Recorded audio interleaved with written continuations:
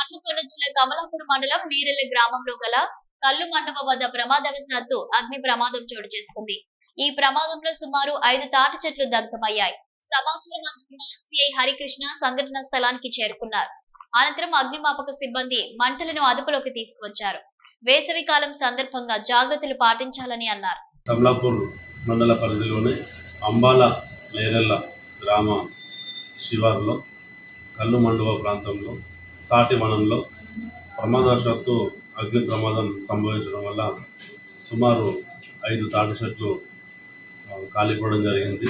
ఈ మంటలను అరకట్టే ప్రయత్నంలో భాగంగా సమాచారం ఇమ్మీడియట్గా ఫైర్ ఇంజన్ సిబ్బందికి ఇచ్చేసి ఫైర్ ఇంజన్ తోటి మంటలని పూర్తిగా అదుపులోకి తీయడం జరిగింది.